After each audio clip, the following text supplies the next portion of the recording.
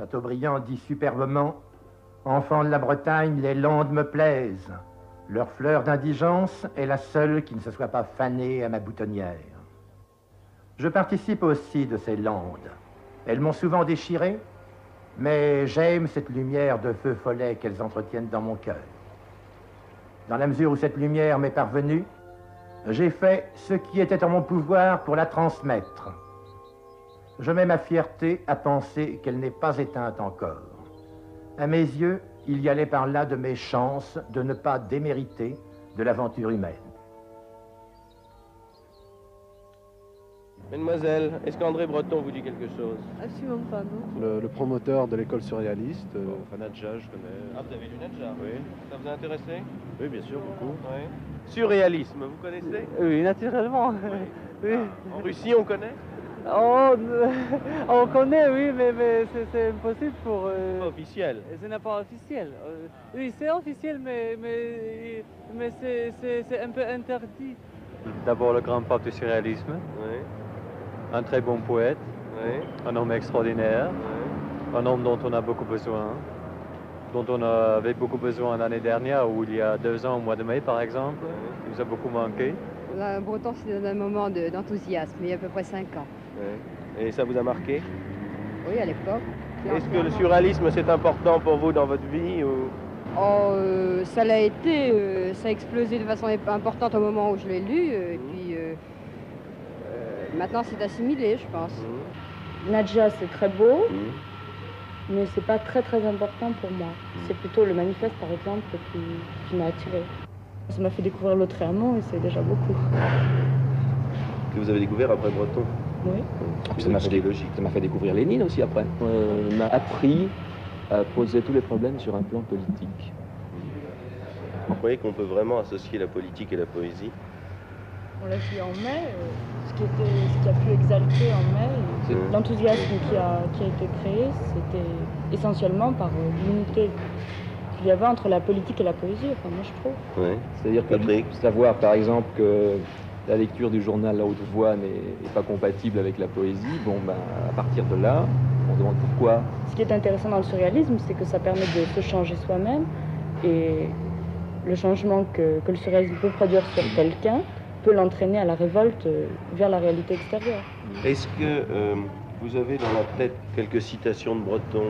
Il y en a une dans ce qu'on manifeste, je ne me rappelle pas exactement le texte, mais le sens est à peu près je renie quiconque n'a pas eu au moins une fois envie de descendre dans la rue, revolver au poing et tirer sur la foule, qui est très célèbre d'ailleurs. C'est bien. Oui. Peut-être aucun des surréalistes n'est descendu dans la rue, revolver au poing, mais ça n'a pas d'importance. Ça n'a jamais été question d'ailleurs. C'est tout, exactement.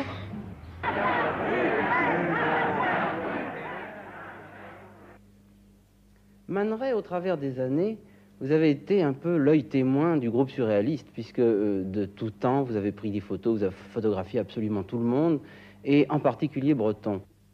Vous avez aussi beaucoup pris de photos du groupe, d'une manière générale. J'étais plutôt comme une sorte de notaire qui faisait enregistrer tous les actes des surréalistes et dadaïstes, n'est-ce pas?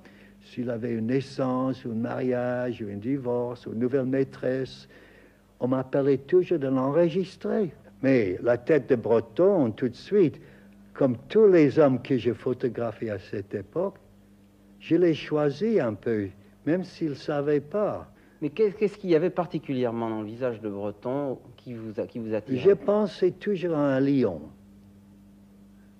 Et il ne portait pas les cheveux trop longs à cette époque, n'est-ce pas? Quelquefois un peu trop courts, je trouvais.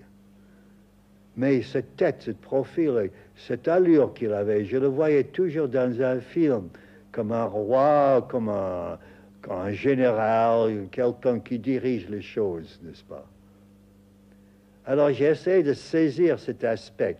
Seulement, André n'était pas trop content avec mes photos. Il disait que c'était trop joli, un peu. Il aimait mieux une photo faite par un photographe quelconque, même une photo de passeport, n'est-ce pas? Alors moi je dis, c'est pas la photo qui est jolie, c'est le sujet qui est trop joli. Est-ce que pour vous, son visage a changé vraiment au travers des années, ou est-ce qu'il y avait toujours les mêmes qualités? Presque pas. Le visage n'a pas changé pour moi, moins que n'importe qui d'autre. Je le voyais la dernière fois comme je l'ai vu dans les années 20. Oui, oui. Et c'était à cause de l'expression surtout. Évidemment, il avait un profil magnifique. Si j'étais sculpteur, je l'aurais sculpté. C'est pour ça que j'ai employé certains procédés dans la photographie que j'appelais la solarisation, qui accentuait les traits du profil. Je me suis servi seulement dans des buts très restreints, soit qu'un bon profil ou pour un nu quelquefois, pour accentuer le dessin. Il y avait aussi le visage très asymétrique, le côté droit et gauche. Cette dissymétrie, c'était l'expression, une sorte de problème qu'il avait, ou une distraction. Breton, j'ai trouvé un homme qui est capable, une chose que j'admirais beaucoup, de se contredire du jour au lendemain. Oui. N'est-ce pas? Oui, c'est juste. Et c'est ça que j'ai trouvé magnifique chez lui, le côté contradictoire. Dites-moi, Man Ray, vous avez été aussi un vieux dadaïste avant de devenir un surréaliste. Et vous avez pu observer le passage de Dada au surréalisme chez Breton. À votre avis, d'où provenait l'insatisfaction de Breton pour le dadaïsme et pourquoi est-il passé à autre chose? Mais dans les termes les plus simples, parce que le mouvement Dada était un mouvement négatif. Il fallait balayer le terrain avant de faire quelque chose d'autre. Mais avec le surréalisme, on est devenu plus constructif. On cherchait définitivement de nouvelles sources d'inspiration, le subconscient, le rêve, le hasard. J'ai une petite chose. J'ai la dernière phrase inscrite sur mon montre-bracelet. Je cherche l'or du temps. J'ai dessiné le bracelet pour ça, un bracelet permanent. Et j'ai fait inscrire le mot de Breton. Il y a combien de temps vous l'avez fait, ça? Oh, après sa mort. Jacques Baron, la plupart des gens qui parlent de Breton nous parlent surtout de la grande figure du surréalisme, mais pour vous, Breton, c'est un personnage beaucoup plus quotidien, beaucoup plus familier, je crois. Oui, je crois qu'on a beaucoup abusé de l'expression du pape du surréalisme. Breton avait non seulement un sens de l'humour dans le sens littéraire du mot, mais un sens de l'humour dans la vie, un sens de l'humour absolument quotidien. Enfin, le moindre écho dans un journal pouvait le faire rire. De même, quelquefois, n'est-ce pas, la manière dont on était habillé, ça l'amusait, n'est-ce pas? Si on mettait par exemple une cravate rouge un jour de pluie, il disait que c'était ridicule. Mais tout ça sur le ton farceur. Il aimait beaucoup taquiner ses amis aussi. Il aimait beaucoup taquiner ses amis. Il aimait les prendre en défaut. Les prendre en défaut de la parole, en défaut d'attitude, en défaut de... comment dirais-je? En défaut de réalité. Il avait besoin de voir ses amis tout le temps et souvent. Oui, bien entendu. C'est pour ça d'ailleurs qu'il y avait ces réunions à peu près quotidiennes au café Cyrano, par exemple, sur la place Blanche, n'est-ce pas? Évidemment, à cette époque-là, il faut tenir compte d'un fait, c'est qu'il n'y avait pas le téléphone. Alors, on se réunissait dans les cafés, c'était une manière de prendre contact. On ne pouvait pas se joindre facilement les uns et les autres par téléphone, n'est-ce pas? Si bien que la réunion de café devenait une espèce de réunion de club.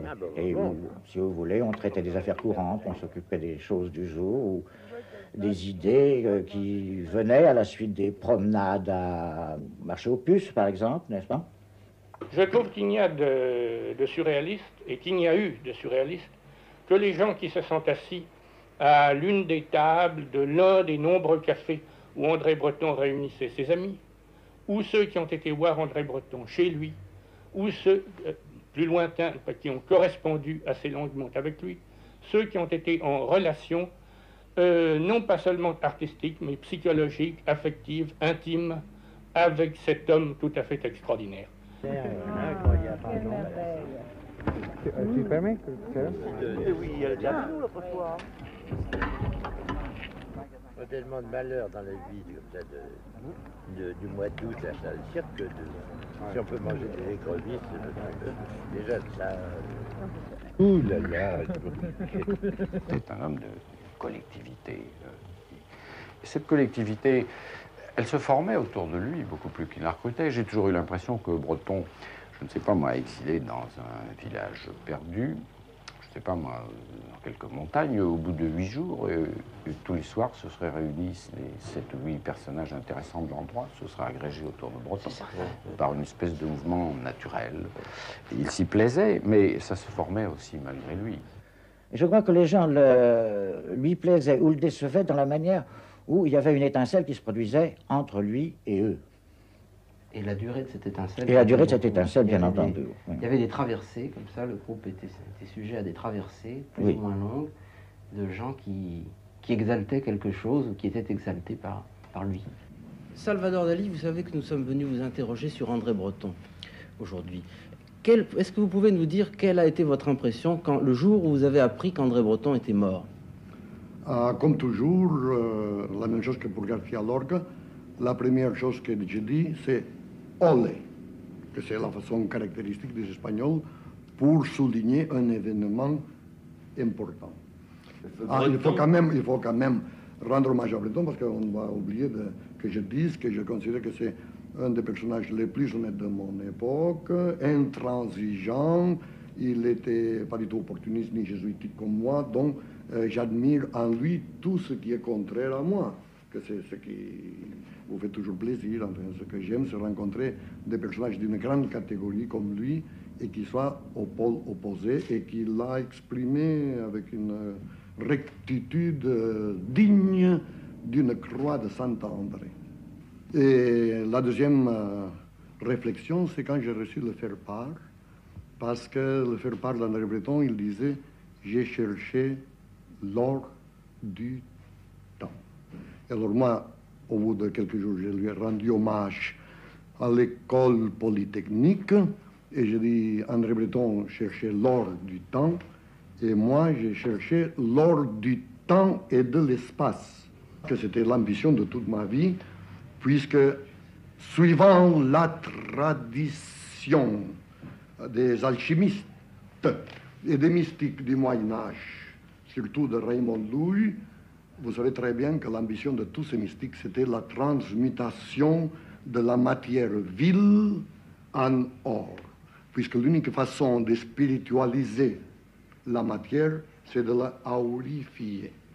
Et à ce point de vue, je dois dire que l'anagramme d'André Breton, à vie de dollar, puisqu'il avait un sens hautement magique, toute son œuvre, m'a rendu immédiatement service parce que je gagnais déjà assez d'argent, mais depuis cet anagramme, c'était une véritable diarrhée d'or qui a tombé sur ma tête et qui continue à déferler sur ma personnalité. Est-ce que vous savez qu'André Breton, vous avez toujours considéré comme un écrivain beaucoup plus important qu'un peintre? Ça a coïncidé avec mon opinion et avec celle de mon père, que j'ai fait une composition littéraire au collège. Mon père, il a dit aussi que j'étais meilleur écrivain. Et c'est possible parce que moi, je suis surtout l'inventeur de la fameuse méthode paranécritique, qu'il y a 35 ans que j'ai inventée et qu'encore aujourd'hui, je ne sais pas en quoi elle consiste, mais grâce à laquelle j'ai gagné tout l'argent que je possède. Donc ça veut dire que ça fonctionne. Et alors évidemment, mes tableaux ne sont que des illustrations de ma méthode paranécritique. D'après Freud, l'héros, c'est celui qui se révolte contre l'autorité paternelle et finit pour le vaincre. Alors moi, je me suis révolté contre deux pères. Pour le même prix, j'ai eu deux pères. L'un, c'était Pablo Picasso et l'autre, André Breton. Alors je me suis révolté contre leur autorité, l'un dans le domaine spirituel et Picasso dans le domaine esthétique. Qu'est-ce que ça vous a fait, à vous personnellement, quand vous avez été exclu par Breton du groupe surréaliste? Moi, j'aime beaucoup toutes les exclusions et toutes les choses qui sont négatives, tous les gens qui sont momentanément contre Dali, c'est merveilleux. Et moi, je dis toujours que l'important, c'est qu'on parle continuellement de Dali, même si on en parle bien. Alors là, on en parlait mal, j'étais ravi, naturellement. Quelle serait dans l'œuvre de Breton celle que vous préférez? L'amour fou ou... Ah non, je considère que, au point de vue poète, c'est peut-être un des plus médiocres de tout le mouvement surréaliste. C'est-à-dire, Éluard, c'est beaucoup plus grand poète, et même Benjamin Pérez, c'est incomparable. D'ailleurs, lui, qui n'était pas poète, il a découvert le mécanisme de la poésie dans tous ses manifestes, parce qu'il se disait comment on doit faire pour être poète. Et alors c'est ça ce qui a fait qu'il a défini merveilleusement le surréalisme et qu'il a créé une structure qui encore aujourd'hui est tout à fait vivante. Éluard était un de mes amis beaucoup plus intime que Breton. Et j'admirais beaucoup Éluard, mais à côté de Breton, c'était un petit poète. Qu'est-ce qui se serait passé, à votre avis, si, avant sa mort, vous aviez rencontré Breton, par exemple, dans la rue? Qu'est-ce qui se serait passé? Moi, je crois que moi, j'avais un grand désir de le rencontrer, et lui, subconsciemment, je ne crois pas qu'il m'aurait giflé, ni s'était passé cette période, je crois que peut-être on aurait eu des conversations très substantielles et qu'il aurait pu renaître une amitié de sa part.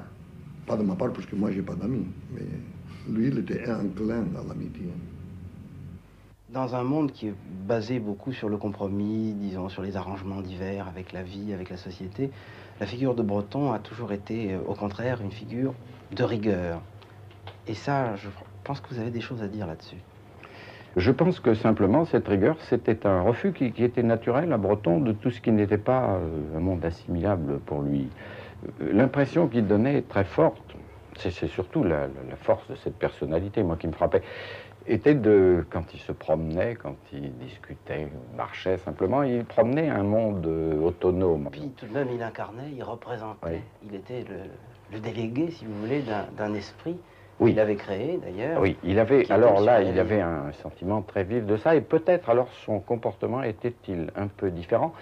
J'en parle parce que, personnellement, je n'ai pas vécu la vie du groupe surréaliste.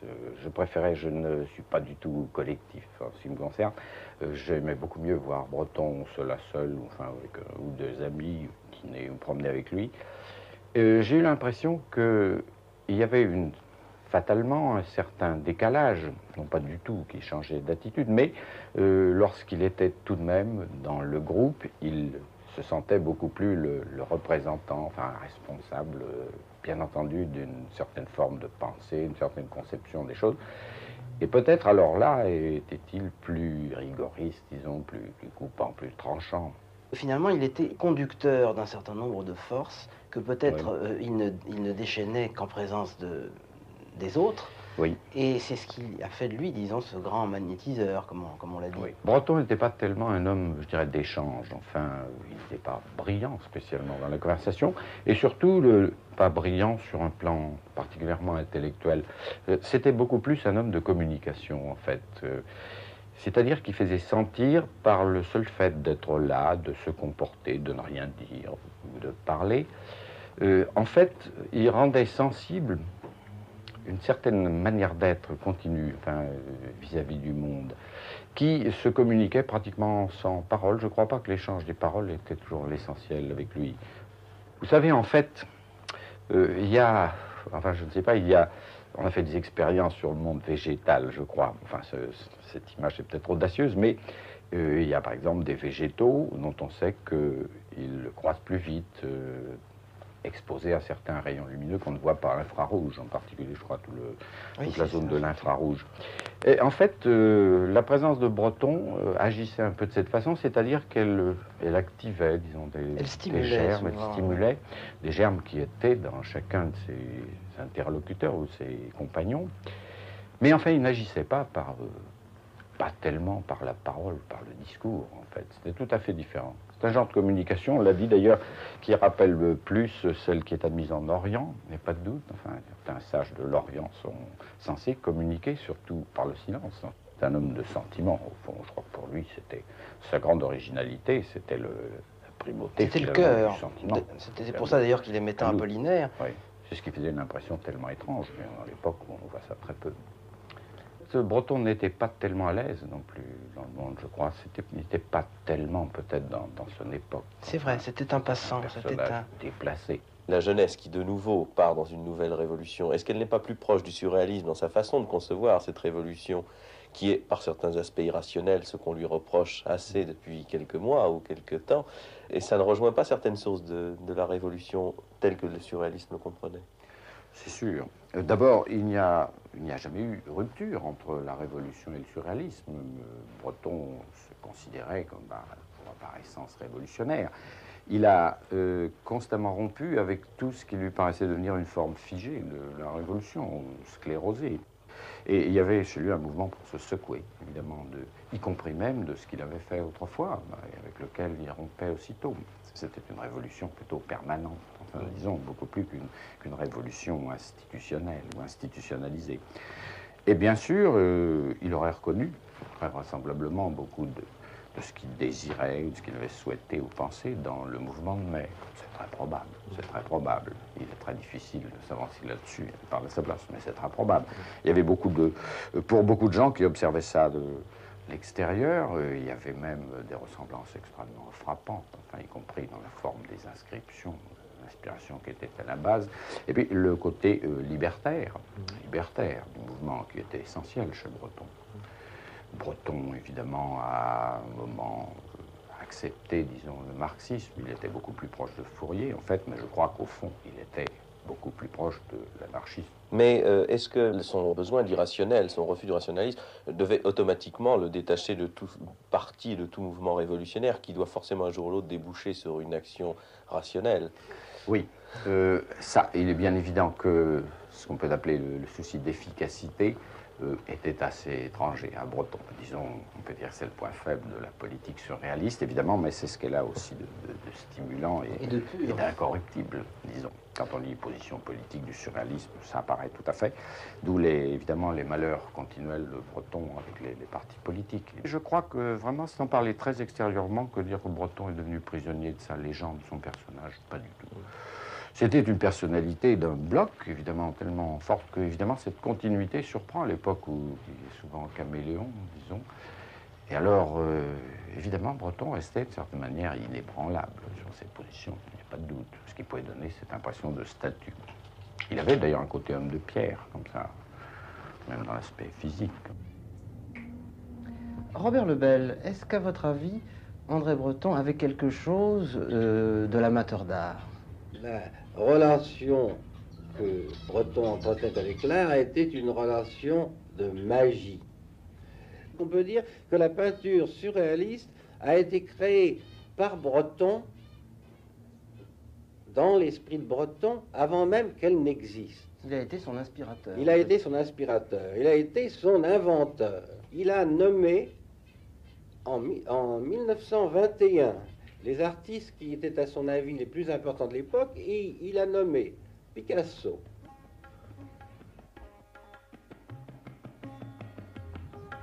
Chirico, Marcel Duchamp,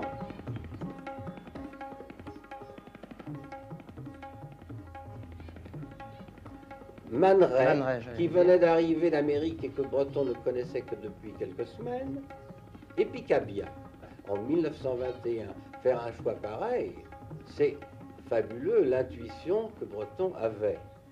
Et vers 1926 et 27, il s'était constitué autour de Breton un groupe de peintres qui étaient considérés par lui comme des peintres géniaux, et qu'il l'était, mais qu'il était le seul à l'avoir vu.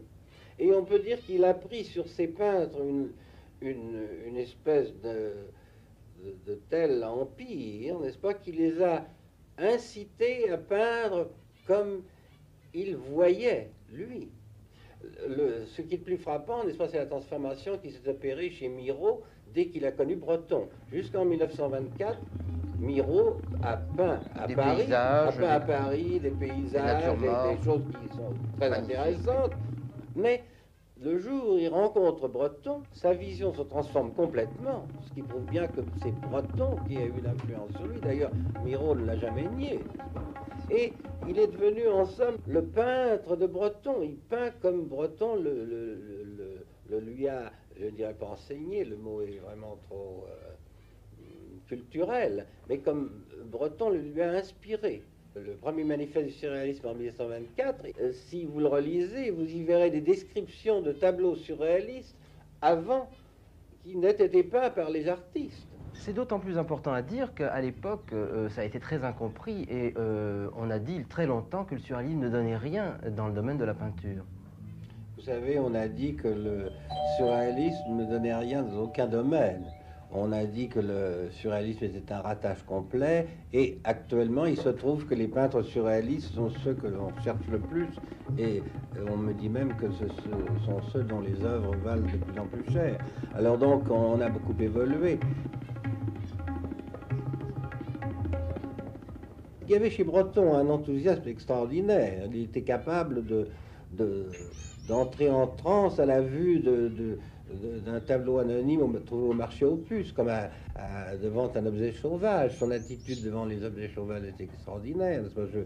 C'est-à-dire que là, justement, il faudrait peut-être dire qu'il a revalorisé totalement la vision de l'œuvre d'art en découvrant, par exemple, l'importance de l'objet dans l'art. Et ça, c'est vraiment son invention. Certainement.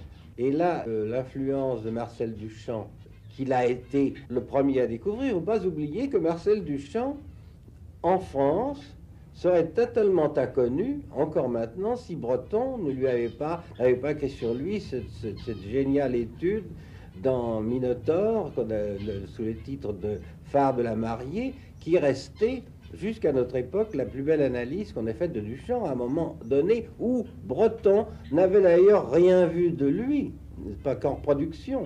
C'est de cette conception de Marcel Duchamp que Breton est arrivé à la conception de l'objet surréaliste à fonctionnement symbolique, dont il a été lui-même un des créateurs, vraiment, puisqu'il en a fait. Et ce goût de l'objet l'a amené tout naturellement à promouvoir énormément les arts sauvages. Nous sommes intéressés, sur d'ailleurs son initiative, aux masques esquimaux, aux États-Unis. Il y avait la passion d'ailleurs de s'entourer de ces objets et de pratiquer parmi eux une espèce de circulation. C'était jamais tout à fait les mêmes qu'il gardait autour de lui. Oui, il lui arrivait quand il trouvait par exemple un objet qui lui était indispensable, puisqu'il avait ce côté, il tombait en arrêt devant un objet, il le lui fallait à tout prix, n'est-ce pas? Il ne pouvait pas s'en passer, c'était vital pour lui de le posséder. Si il n'avait pas l'argent nécessaire, il fallait bien qu'il sacrifie quelque chose pour acheter l'autre, n'est-ce pas? Alors, son existence a été un perpétuel déchirement, et il fallait se séparer de choses qu'il aimait, parce qu'il aimait tout ce qu'il avait, n'est-ce pas? Quand il se promenait à Paris, au marché aux puces, il y allait chaque fois avec l'impression de découvrir l'âge d'or. Et il le découvrait. C'était parfois une véritable histoire d'amour entre lui et un tableau, comme par exemple Le cerveau de l'enfant de Chirico, qui a été vraiment une influence énorme. Le cerveau de l'enfant de Chirico, qu'il a vu en passant chez Paul Guillaume, en passant de l'impérial tramway, et il l'a gardé pendant 50 ans. Et ça a d'ailleurs illuminé sa vie. Enfin, quand il a fallu qu'il s'en sépare, ça a été un drame. D'ailleurs, je vois que Mata arrive là. Mata arrive, et bonjour. Bonjour, non, bah, vous pouvez rentrer dans le champ. Oui, bonjour.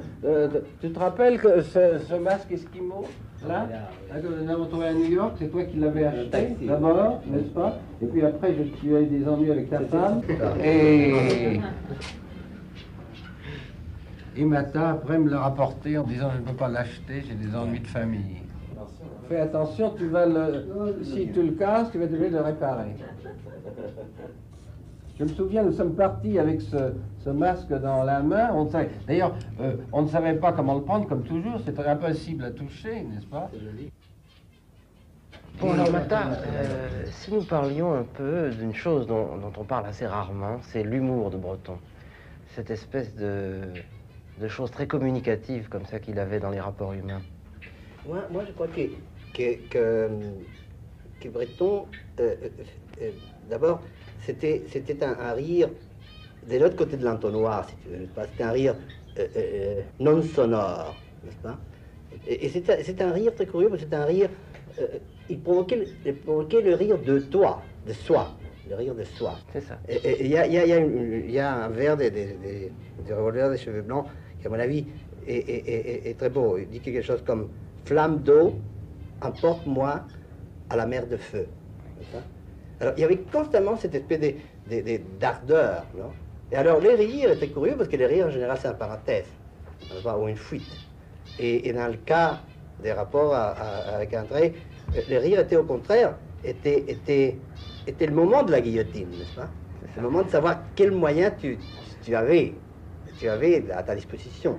Puis c'était le correctif aussi de cette solennité de Breton. S'il n'y avait pas eu son rire, Breton aurait été peut-être le personnage dont on parle le plus souvent. Mais il y avait aussi ce Breton-là, qui était le plus important peut-être, celui dont le rire était provocateur. Oui, c'était une espèce de doisson moqueur, comme ça, n'est-ce pas? C'est-à-dire, c'était peut-être, tu sais, parce qu'on sait si peu sur les rires des primitives, n'est-ce pas?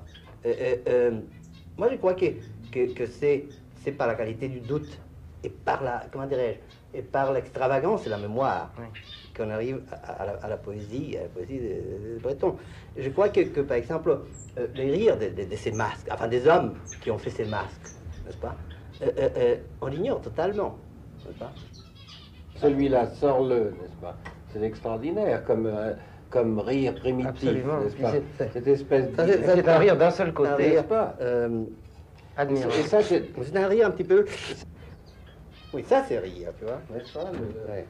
Cette espèce d'ouverture. Des lunes horizontales, disons, parce que la lune ne permet pas de rire. Si la lumière, n'est-ce pas, le rapport de la lune au ciel, la lune est comme ça au ciel, n'est-ce pas? Oui. Si par une chance merveilleuse pour les hommes, elle avait été comme ça, elle ferait quand elle élève un sourire magnifique dans l'espace, à la terre. Mais en espagnol, on dit carcajada. Tu sais, c'est-à-dire c'est le comble du déconvenu, comme ça, n'est-ce pas? C'est-à-dire que dans le cas d'André, c'était le contraire. Il y avait un côté plutôt secret, comme ça. Il y avait un côté de tenir tes ficelles, n'est-ce pas? Il riait un peu comme des meneurs de marionnettes, non? Il y a encore une autre chose assez belle sur cette liberté qui consiste à enlever constamment les pelures d'oignons. Il y a un autre de Breton qui dit quelque chose comme liberté, n'est-ce pas? Liberté, mais alors liberté, n'est-ce pas? Quelque chose comme même les feux, c'est fait homme pour toi. C'est très rationnel. Et qu'est-ce que, toi, dans tes relations avec Breton, qu'est-ce qui était le plus important pour toi, sur le plan humain, comme ça, quand tu voyais Breton? Moi, je crois qu'il y avait une complicité, n'est-ce pas, d'étrangers, n'est-ce pas? Cette complicité qui existe parmi les étrangers, quelque part, n'est-ce pas? Et les étrangers pauvres, n'est-ce pas, dans le deux sens, n'est-ce pas? Que je crois que c'est à peu près qui fait de tous ceux qui connaissent l'idée du surréalisme. Ben, on entre dans cette espèce de complicité. Fraternelle. Oui, sûrement. D'avoir percé un secret, n'est-ce pas, qui est caché par les apparences, par les habitudes, par les conventions, par les morales, etc. Non? Avant de venir au bistrot, il allait dans une petite boutique pour enfants et il achetait tous les soirs des petits cornets à surprise. Tu sais? On était à la campagne, il n'y avait pas de marché aux puces, il n'y avait pas une possibilité d'interruption, parce que la surprise c'est un peu une interruption, n'est-ce pas, du quotidien. Et quand même, cette histoire d'ouvrir ces petits cornets, quelques bonbons, et tout d'un coup il y avait, je ne sais pas, une misérable petite sifflet ou n'importe quoi, mais c'était l'interruption. L'amour fou continue comme ça à susciter des choses quand on le prend, qu'on l'ouvre un peu au hasard. Qu'est-ce que ça donne? Oui, par exemple, je retrouve ce passage avec Giacometti. J'en avais devisé la veille, l'avant-veille avec Alberto Giacometti, quand un beau jour du printemps 1934 nous invita à porter nos pas vers le marché aux puces. Voilà. Vous parlez tout à l'heure de ces promenades au marché aux puces, qui était pour Breton une espèce de haut lieu, de haut lieu, n'est-ce pas? Et c'était aussi d'ailleurs le même sens qu'avait la trouvaille pour Breton, justement. C'était celle de rompre la réalité, de faire une irruption, de provoquer une irruption justement de quelque chose d'étrange. Et alors nous arrivons ici au hasard objectif parce que il est question dans ce texte de l'objet invisible que Giacometti faisait à cette époque, et c'est Matta qui l'a retrouvé. Je l'ai trouvé dans un garde-meuble. Oui. Dans une caisse d'une garde-meuble. C'était un des objets, une des sculptures les plus importantes de Giacometti qui avait disparu, et Matta, tout à fait par hasard, à New York, l'a retrouvé. J'ai vécu 10 ans avec cette sculpture dans ma chambre. Est-ce que l'amour fou est pour vous un des textes les plus importants de Breton? C'est-à-dire, c'est important, je crois, l'amour fou, parce que ces poèmes-là, La nuit du tournesol, n'est-ce pas, prouvent un petit peu, qui avait été écrit plusieurs années avant la promenade qu'il a fait cette nuit à Paris, n'est-ce pas? C'est un résumé de la promenade, c'est une espèce de prémonition. Le surréalisme, n'est-ce pas, c'est-à-dire l'idée que nous pouvons, qu'est-ce qu'on appelle notre vie, n'est-ce pas, c'est pas notre vie, n'est-ce pas, qui a notre vie, mais qu'il faut vraiment la trouver, comme disait l'or du temps, c'est qu'il faut trouver dans ces temps qui nous est donné de vivre, ce qui est vraiment or là-dedans, c'est-à-dire ce qui est vraiment, qui vraiment sans prix. Lui, il était très violemment contre la prose, c'est-à-dire contre ce qu'on appelle un roman, non, mais violemment. Enfin, c'est 3 livres, disons, qui ont un événement, la suite des événements, que c'est L'amour fou, Le vase communicant, les 4, disons, parce qu'Alcan 17 et Nadja sont tirés du vif de la vie. Hein, et en plus, avec les photos de tous les instants du récit, quoi, n'est-ce pas? Des objets qui pouvaient intercepter la promenade, sont tous photographiés, c'est-à-dire ça a beaucoup plus à faire, disons, avec une information. Un reportage. Un reportage. Oui. Un reportage, c'est tout ce qui est caché, quoi.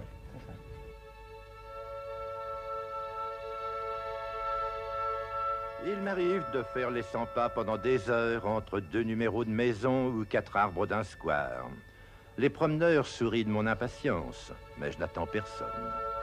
Positivement, il est bien vrai qu'il n'attend personne, puisqu'il n'a pris aucun rendez-vous. Mais du fait même qu'il adopte cette posture ultra-réceptive, c'est qu'il compte bien par là aider le hasard, comment dire, se mettre en état de grâce avec le hasard, de manière à ce que se passe quelque chose, à ce que survienne quelqu'un. Qui êtes-vous? Je suis l'âme errante. Et comment vous appelez-vous? Nadja. Parce qu'en russe, c'est le commencement du mot espérance. Et parce que ça n'en est que le commencement.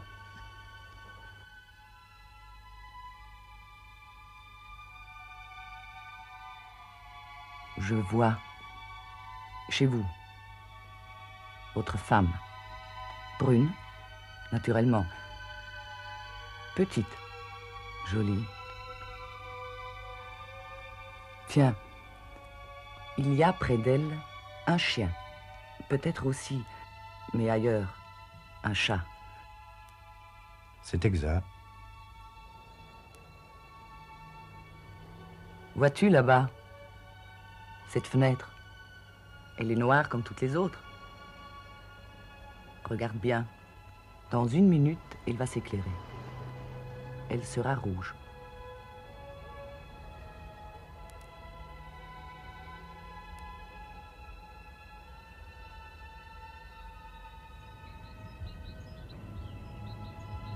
Tu vois ce jet d'eau? Ce sont tes pensées, les miennes. Vois d'où elles partent, jusqu'où elles s'élèvent. Et comme c'est encore plus joli quand elles retombent. Et puis aussitôt elles se fondent, elles sont reprises avec la même force. De nouveau, c'est cet élancement brisé, cette chute. Et comme cela, indéfiniment. Mais Nadja, comme c'est étrange, où prends-tu justement cette image qui se trouve exprimée presque sous la même forme dans un ouvrage que tu ne peux connaître et que je viens de lire? Par exemple, Nadja, d'une certaine façon, c'est la rencontre entre Breton et sa pensée. Ce qui est notre pensée. C'est très curieux. On rêve tous de rencontrer Nadja. Qui n'a pas rencontré d'ailleurs cette Nadja à l'époque, dans les années 45-46, on voyait des Nadjas partout à tous les coins de rue, c'était merveilleux. Sans ça, c'est sans espoir. Sans espoir, mais je pense qu'il a fait rêver la vie. Je crois maintenant qu'il faudrait parler de Breton l'écrivain. Je crois que c'est Gracq qui, dans son livre, avait parlé de la manière de poser un peu la voix. Et je voudrais qu'on essaye de définir ensemble ce qu'était avant tout cette voix d'André. Après qu'on l'a connu, les livres de Breton se souviennent de son ton de voix, il n'y a pas de doute. Il est difficile de lire ses livres sans entendre Breton parler. Pour moi, ça m'est difficile maintenant. Et lire, surtout, de manière extraordinaire qu'il avait de lire ces textes. Il y a certains livres de Breton que je préfère, bien entendu. Il y a ce magnifique discours sur le peu de réalité suivi de la lettre voyante dont nous parlions tout à l'heure, qui est un texte presque miraculeux, je m'excuse pour le mot, un des textes les plus purement surréalistes, les plus magnifiquement inspirés et les plus splendidement écrits. Parmi les livres, évidemment, qui me charment le plus dans l'œuvre de Breton, c'est d'abord la triade Nadja, les vases communicants, l'amour fou. L'écriture de ces trois livres, d'ailleurs, n'est pas la même du tout. Nadja, qui est le livre qui, je crois, fascinera toujours par excellence les amis d'André Breton, Nadja est un livre écrit volontairement d'une façon assez simple, tandis que s'il est un livre dans lequel Breton a donné, si on peut dire, toutes les grandes orgues, c'est plutôt l'amour fou. Les pages sur le château étoilé ou telles autres pages de l'amour fou, qui finiront hélas dans les anthologies professorales, sont parmi les plus beaux morceaux qui étaient écrits dans la langue française. Je crois qu'il faudrait d'ailleurs peut-être développer ensemble l'importance des titres chez Breton, d'ailleurs aussi bien dans les tableaux auxquels il donnait des titres, auxquels les peintres lui demandaient de donner des titres, que les titres de ses œuvres ou de ses poèmes. Je crois qu'il avait un sens du titre et que pour lui le titre est une chose très très importante. Clair de terre, titre absolument génial, absolument merveilleux, titre que tout écrivain digne de ce nom lui enviera toujours.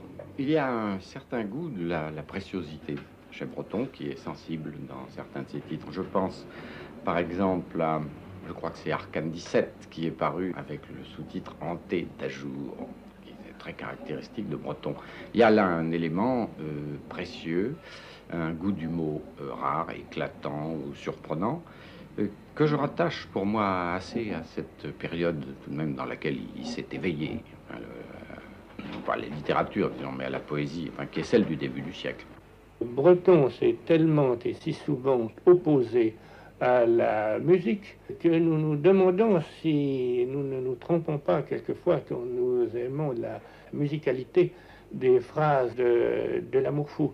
Il y a peut-être chez Breton prédominance du côté visuel dans l'écriture. Oui, il est certain que Breton, par ses goûts, était essentiellement un visuel. C'est la peinture qui l'a toujours passionné. Mais je crois que la musicalité de la phrase n'a rien à voir avec la musique.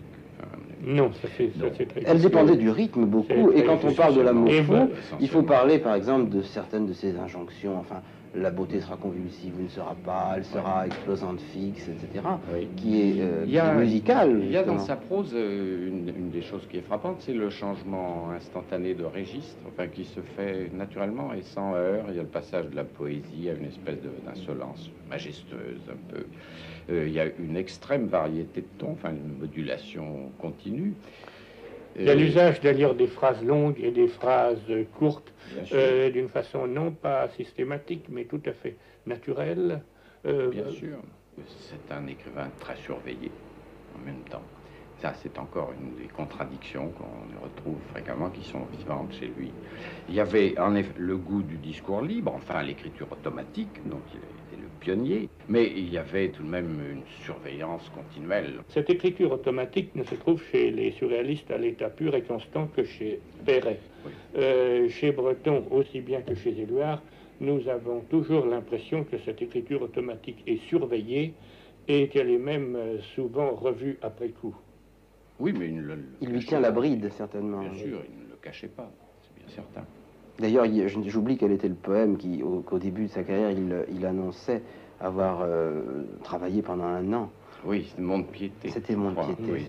Je crois maintenant qu'il faudrait parler des grands textes manifestes d'André Breton. Où c'était un autre discours qui prévalait. Un discours emphatique, catégorique, basé sur des injonctions tout à fait formelles et parfois des avertissements. Il faut distinguer entre le langage et la pensée. Oui, il y a bien sûr cette espèce de force d'injonction qui était essentielle chez Breton, car Breton voulait tout de même, il n'y a aucun doute, il voulait convaincre. Et d'enseigner même, parce que n'oublions pas que le café surréaliste est une sorte d'université révolutionnaire en marge de la vie, dans lesquelles Breton donnait des leçons de vie, justement, à ceux des jeunes gens qui venaient vers lui et qui jugeaient digne d'être acceptés dans sa petite société qui était un petit peu constituée comme un groupe initiatique, puisqu'on subissait certaines épreuves tout de même avant d'y être admis. Ce qui est toujours étonnant, C'est la manière dont ce précepte, car il y a un précepte, il y a des condamnations, il y a des exhortations. Il y a des oracles. Il y a des oracles, exactement, car le ton est oraculaire, se mêle en même temps par un passage immédiat à des éléments poétiques. Il y a des passages merveilleux sur le rêve dans le manifeste du surréalisme. Et puis, il y avait surtout l'exemple après le précepte. Moi, j'aurais toujours regretté qu'on réédite le manifeste du surréalisme sans y joindre le poisson soluble, qui est un texte capital. Beau texte de Breton. Il y avait un aveu dans le poisson soluble, l'aveu d'une tendance, d'une pente de Breton. Et sa pente était plutôt vers les objets gracieux, charmants, vivants. Enfin, c'est les thèmes d'images qui reviennent chez lui, c'est l'oiseau, c'est la crosse de fougère, c'est le colibri, c'est le coquillage. La calcédoine. Absolument. Il y a un goût pour le bijou naturel qui m'a toujours beaucoup frappé. J'étais presque allé jusqu'à penser, pas du tout d'une manière d'ailleurs défavorable, que c'était un peu le monde des contes de fées, des accessoires des contes de fées, qui était ce qui séduisait naturellement Breton. Breton cherchant des agates, c'était le sens de la trouvaille, toujours. De la trouvaille, mais d'un certain genre d'objets. C'est un peu dans ce sens-là, d'ailleurs, que Breton s'opposait un peu au fantastique, au nom du merveilleux et du féerique. L'écriture même devait toujours être tournée vers le haut, regardée vers le haut. Il y a des écrivains qui ont le goût de la boue. Breton détestait la boue. Et Breton regardait perpétuellement, non pas vers le ciel, n'est-ce pas, au sens mythique, métaphysique, religieux, qu'on donne un peu trop facilement à ce vaste bleu, mais il regardait vers ce qui était au-dessus de lui, il regardait vers la lumière, quoiqu'il fût aussi assez séduit par la nuit, et qu'il eût toujours une partie de lui-même dans la nuit, mais la plus grande partie de lui-même regardait hors de la nuit. Breton était plutôt un homme qui vous donnait des leçons d'aventure. Breton était un homme qui exigeait de ses amis et des jeunes gens qui venaient à lui qu'ils fussent totalement disponibles. Oui. Or, à quoi être disponible sinon à l'aventure? Oui. Si tu faisais un peu parler cette sculpture, oui, c'est son petit poème. Il risque de te cogner peut-être. Attends, voilà, tu vois. Et le bruit qui est... C'est beaucoup. Et je peux tout le temps.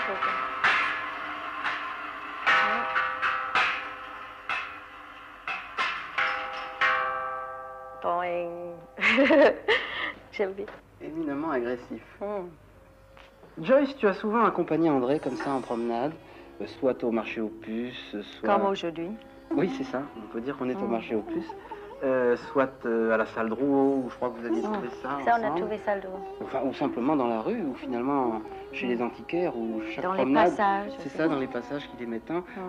Chaque objet trouvé devenait une merveille de plus. Oui, même des pierres. Toi, tu as cherché même des pierres à des agates. Alors, j'aimerais bien que dans cette pièce où finalement tu as vécu et que tu as formé toi-même, avec l'aide d'André, et qu'André aimait tellement, tu parle un peu des objets que vous avez trouvés ensemble, là. Oui, parce que lui, il a presque tous les mêmes objets, il faut dire. Enfin, la même catégorie d'objets. Oui, enfin, il a le frère de celui-là, il a le frère de celui-ci. Ah oui. Qu'on a trouvé ensemble. C'était un des derniers objets que j'ai trouvé avec lui.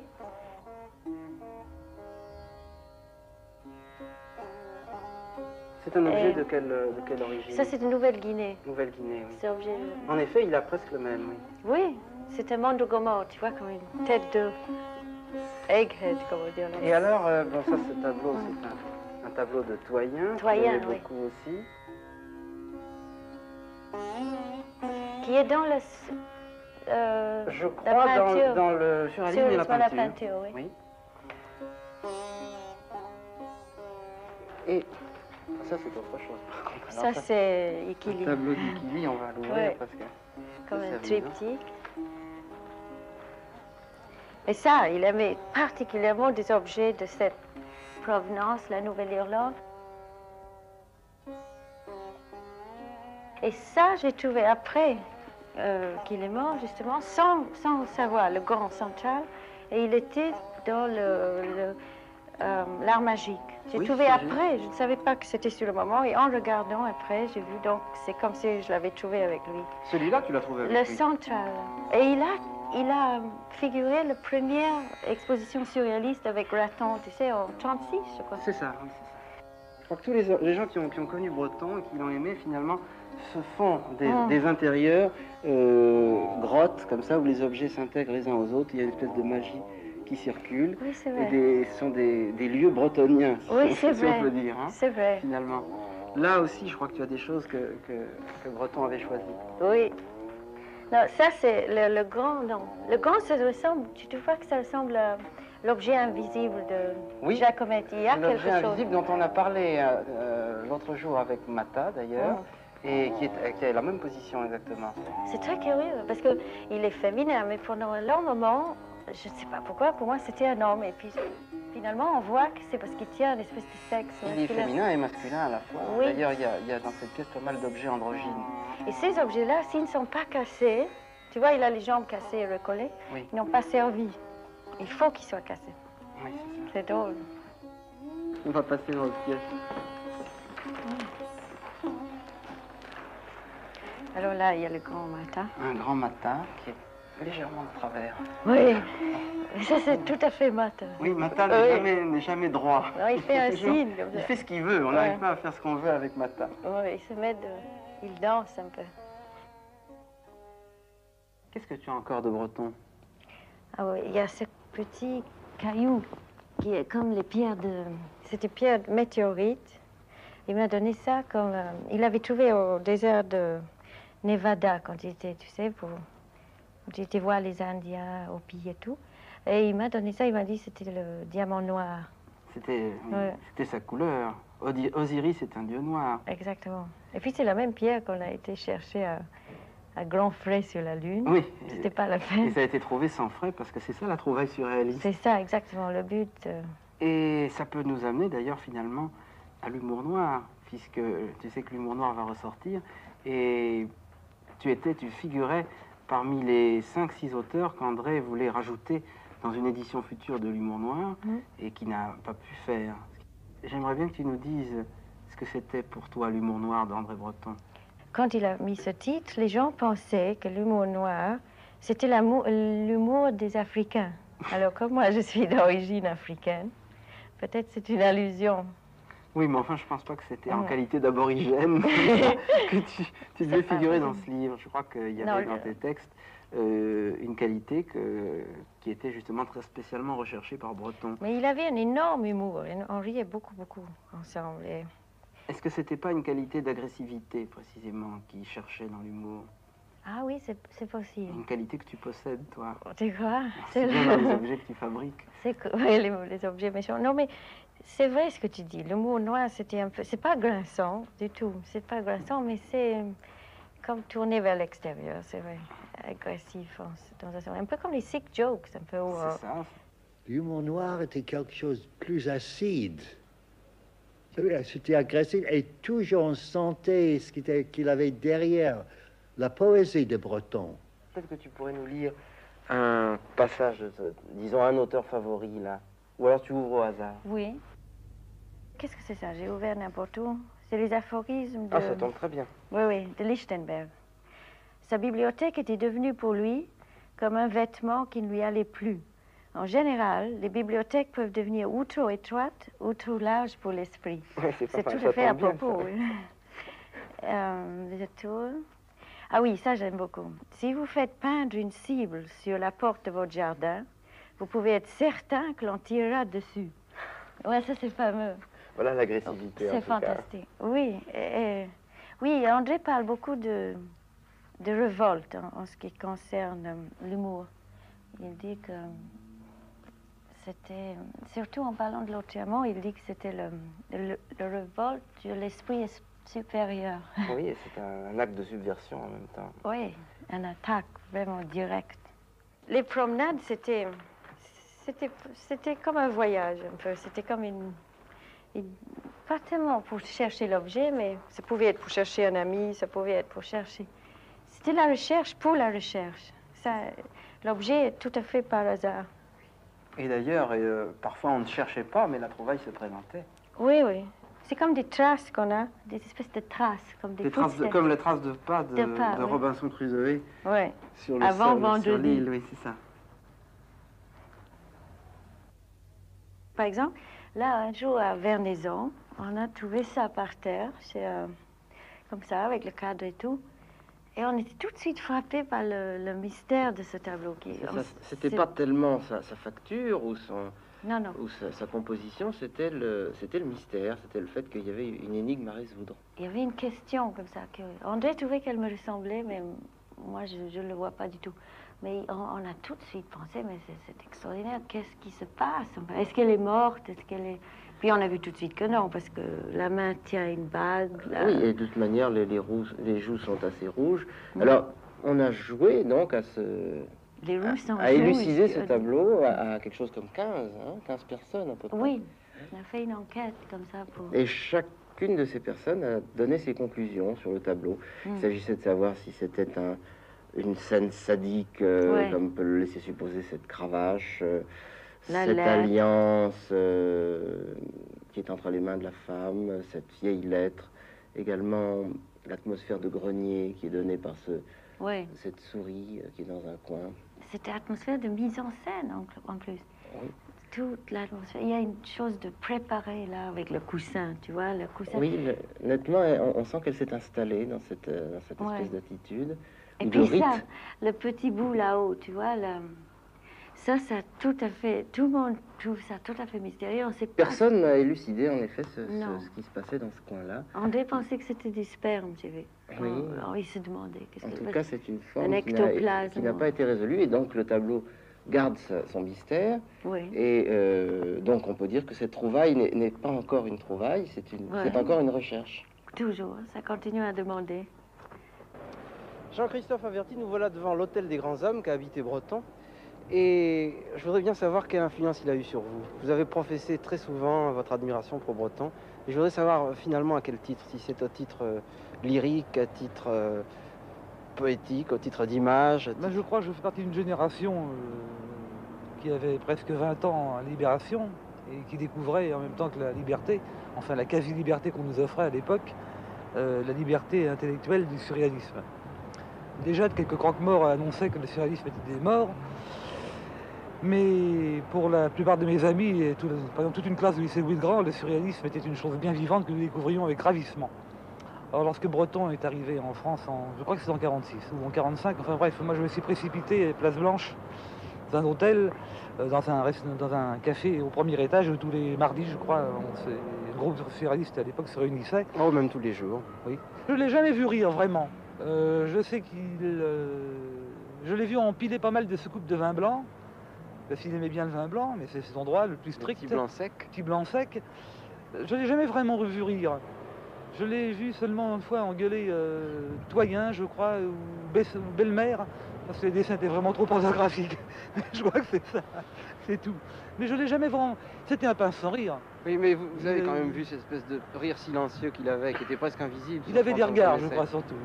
Et vous qui venez de faire Le Beau Ténébreux de Julien Gracq, est-ce que vous n'avez jamais été tenté, par exemple, par Nadja ou par bien, Nadja, quelque chose d'analogue? Ça aurait été un projet que j'aurais voulu faire du vivant de Breton. Maintenant, malheureusement, la mort l'a emporté avant que je puisse mener à bien cette attitude. Mais une Nadja sans Breton ne serait qu'une adaptation d'un roman mort. C'est vrai. Je pense que Nadja, c'est une... faut pas y toucher. Nadja et l'amour fou transcende la réalité quotidienne. Sur un plan sensible, plus immédiat. Oui, et puis ensuite, je pense c'est tout de même des magnifiques bibles. Je vais essayer de prononcer ce mot breton, parce que pourquoi pas, c'est furieux, mais enfin, je pense que c'était des manuels de comportement humain parfaitement viables, et qui sont encore très, très valables, et qui sont peut-être les seuls valables, les seuls à lire pour une génération qui actuellement vit, et à 18 ans, 19 ans. Je pense que si on n'est pas surréaliste, on est idiot. Je crois que c'est vrai aussi. Moi, je reste surréaliste, tranquillement dans mon coin, mais ça en emmerde beaucoup, mais tant mieux. Julien Gracq, dans votre livre sur André Breton, livre qui est apparu, je crois, en 1946, vous avez avancé, me semble-t-il, une idée qui, à l'époque, a dû surprendre beaucoup. C'était qu'au fond, il y avait une sorte de prémonition religieuse dans la présence de Breton et dans sa façon d'être. C'est très aventureux, évidemment, de parler d'atmosphère religieuse à propos du surréalisme. Et certainement, Breton a été très, très effarouché de ce qu'on envisage son mouvement de cette façon. Les esprits se rencontraient. Et en fait, il y avait plutôt une espèce de communion, plutôt que véritablement argumentation intellectuelle, enfin, la façon de défendre le surréalisme. Il y avait évidemment, ce qui a pu y faire penser aussi, c'est l'élément profondément irrationnel, bien entendu, tout de même qui est commun.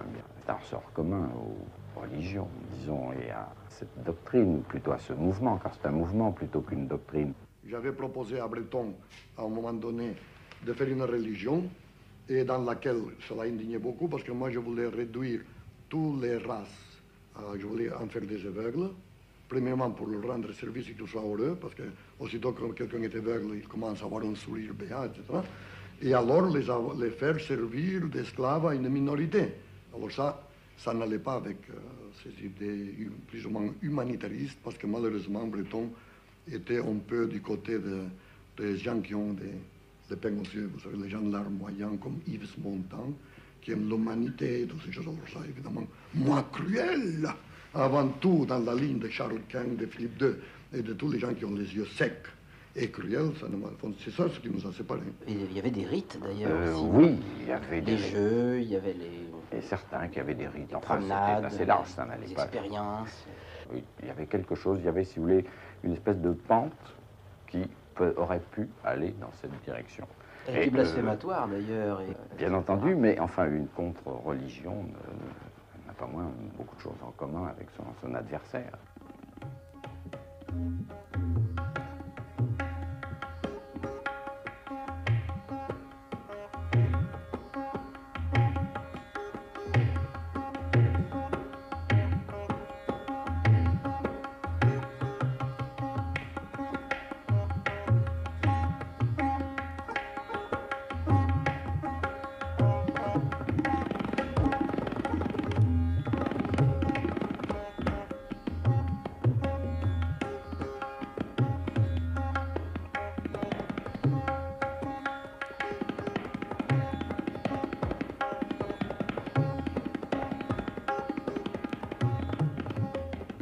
L'atmosphère dans laquelle vivait Breton, c'est une atmosphère intellectuelle et sensible, comme il disait surtout, était plus coupée probablement d'un rationaliste du XVIIIe siècle que finalement, probablement, de n'importe quelle secte religieuse.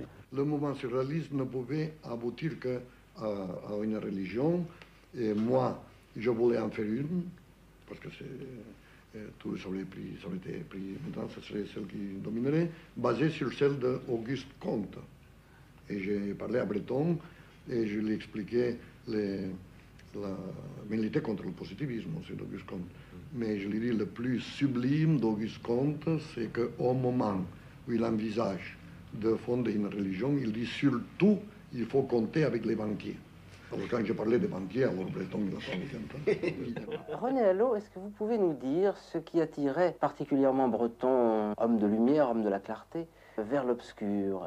Lui qui est entré en relation avec vous, c'était vers 1952 à peu près.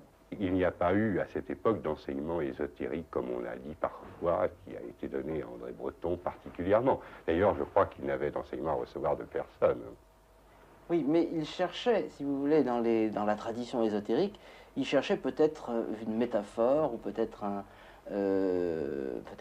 tremplin vers quelque chose d'autre. J'ai l'impression, n'est-ce pas, que je peux confirmer par les quelques 9 années pendant lesquelles j'ai eu l'occasion de parler de ces questions avec André Breton, que son attitude était dominée surtout par sa curiosité fondamentale, qui était celle d'une généralisation de l'expérience poétique. Ce n'était pas l'obscur en tant que tel qui l'intéressait, ni l'occulte, n'est-ce pas? C'était la possibilité d'élargir l'expérience poétique à des activités qui n'étaient pas littéraires, qui étaient aussi peu possibles engagées dans la littérature, et qui présentaient surtout comme la littérature alchimique, disons comme les textes alchimiques plutôt, une somptueuse imagerie, n'est-ce pas? À travers l'imagerie alchimique, à travers les noces alchimiques, il est certain que tout ce qui pouvait séduire au possible Breton était rassemblé. Mais par ailleurs, la lucidité critique de Breton était exemplaire.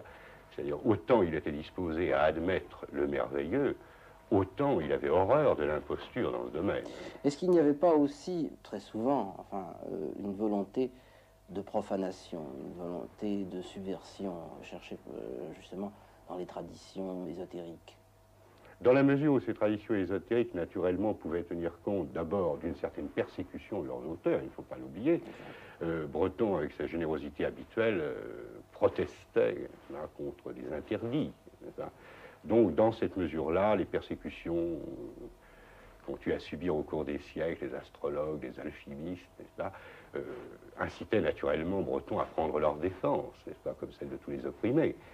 Mais il était aussi sensible, certainement, à l'esprit luciférien, enfin, qui pouvait s'exprimer à travers certaines traditions, une sorte de volonté de conquête de la nature perdue, qui a été évidemment un des thèmes majeurs de l'imagination surréaliste.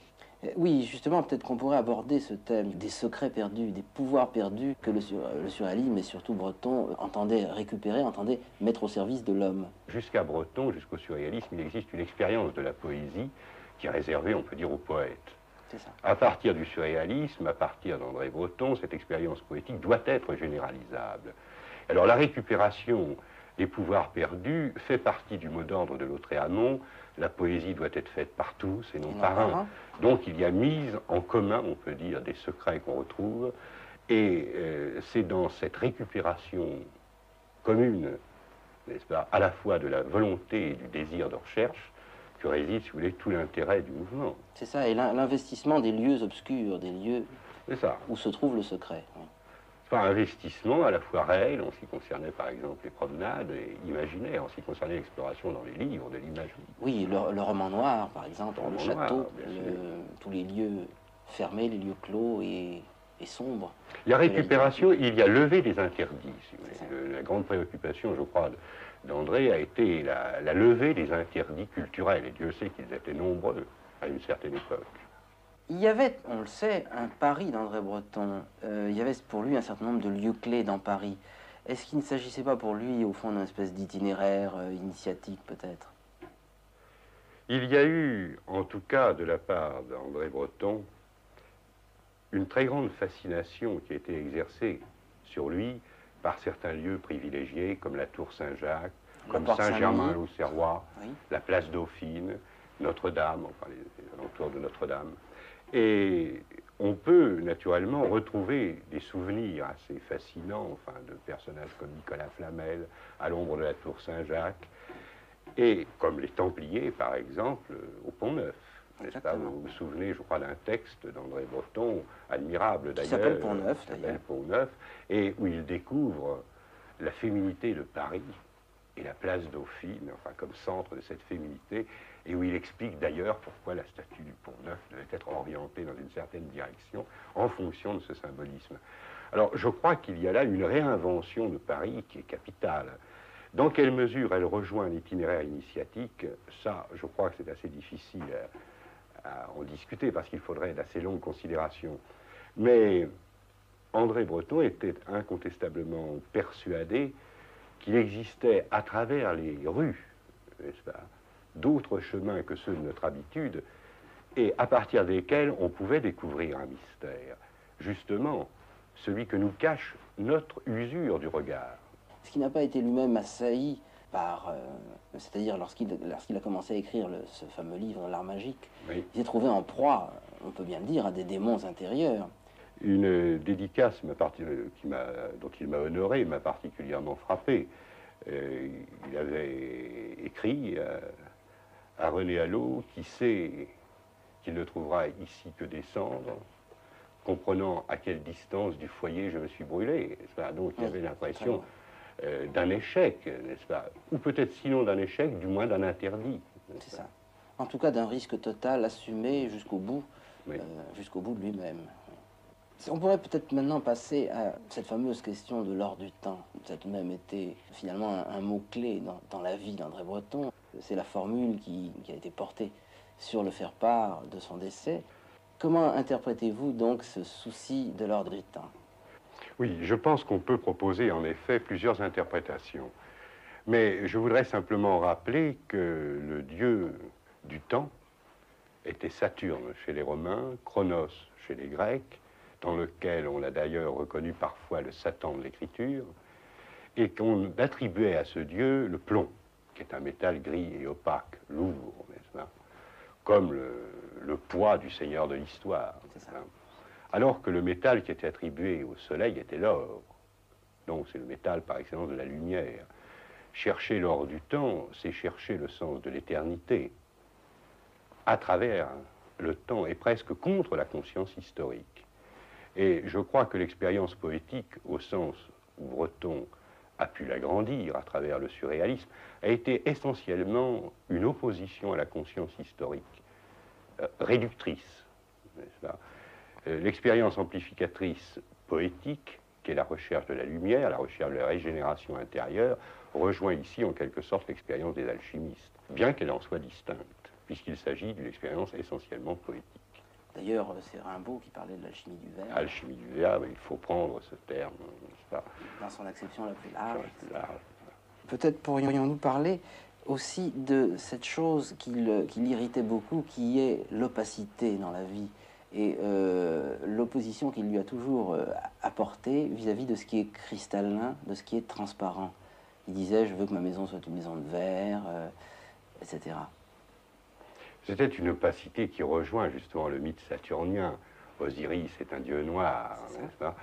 Mais il passait, n'est-ce pas, de cette opacité, de ce dieu noir, en même temps une imagination du cristal, enfin, qu'on retrouve d'ailleurs à travers son style.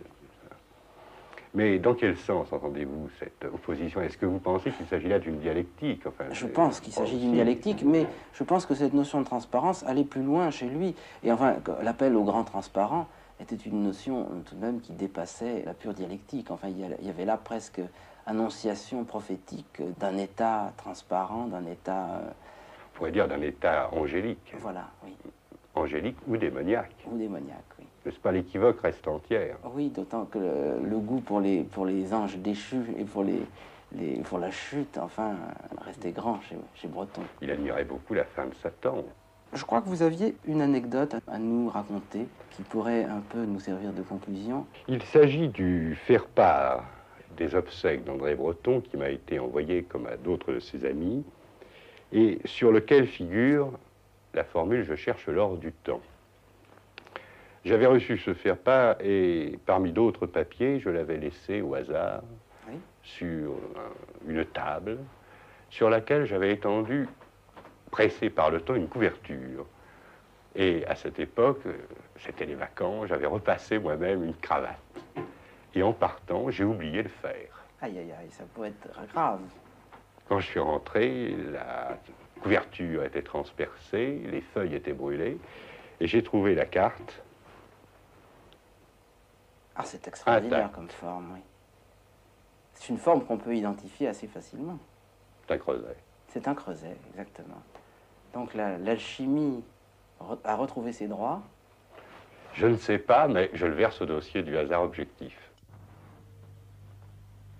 Jean Schuster et José Pierre, vous faites partie, avec moi d'ailleurs, d'une génération qui a fait l'entourage de Breton pendant un certain nombre d'années et qui a été parfois très violemment prise à part parce que nous étions considérés un peu comme les dauphins ou les héritiers de Breton. Et est-ce que ça a été pour vous, en tout cas, est-ce que ça a été lourd, est-ce que ça a posé des problèmes, est-ce que ça en pose encore?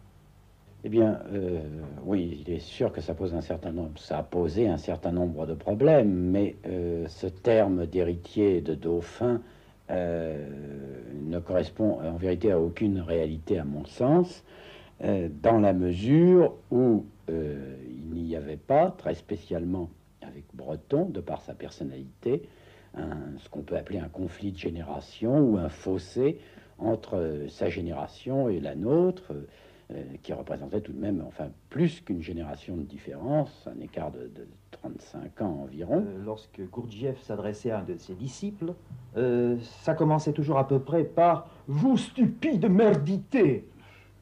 Et j'ai lu ça récemment et ça m'a frappé. La différence m'a frappé. En effet, avec Breton, et c'est un peu continuer ce que disait Jean Schuster, C'est exactement le contraire. Et on avait toujours l'impression, de la part de Breton, que même le frêle petit jeune homme qui s'amenait parmi nous, dont personne ne savait rien, que c'était une personne qui avait autant de valeur à ses yeux que n'importe laquelle, et la façon, la manière dont il l'interrogeait, sur un livre, une exposition, un événement vécu, etc. Et l'attention avec laquelle il l'écoutait était extraordinaire. Il y avait une passion des individus extraordinaire chez André, et je crois que sans elle, la durée extraordinairement anormale du mouvement surréaliste ne s'expliquerait pas. En quoi Breton continue-t-il à peser? En quoi continue-t-il à nous stimuler aussi?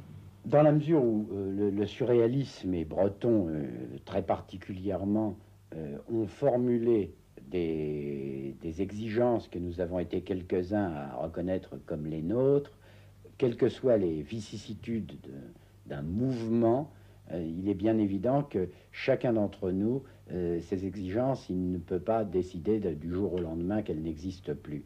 Mais en tous les cas, je pense qu'à la mort de Breton, nous avons été quelques-uns à savoir qu'en tout état de cause, quelles que soient les pressions intérieures ou extérieures, il fallait faire en sorte que les exigences surréalistes continuent. N'importe qui sait aujourd'hui, ou peut le savoir s'il le désire, ce qu'est le surréalisme, ce qu'il a voulu être, et quels étaient par conséquent ses buts. Et c'est pourquoi il me semble qu'aujourd'hui l'activité militante d'un groupe telle qu'elle était dans le passé n'a peut-être plus tout à fait sa raison d'être. Par contre, il reste à continuer l'exploration. L'exploration commencée par le surréalisme, celle-là, elle me paraît loin d'être arrivée à son terme dans tous les domaines. Aujourd'hui, l'esprit du surréalisme a envahi finalement tous les arts, toute la poésie, toute la littérature moderne, un peu partout. Et alors, ou bien il faudrait dire que c'est l'art entier qui est devenu surréaliste, ce qui nous gênerait un petit peu, ou bien alors on est porté à citer perpétuellement de nouveaux surréalistes, ce qui serait un petit peu abusif à mon avis. J'ai misé sur ce que je croyais juste, sur ce que je jugeais de nature à rendre moins inacceptable la condition humaine. J'ai le sentiment de ne pas avoir démérité des aspirations de ma jeunesse, et c'est déjà beaucoup à mes yeux. Ma vie aura été vouée à ce que je tenais pour beau et pour juste.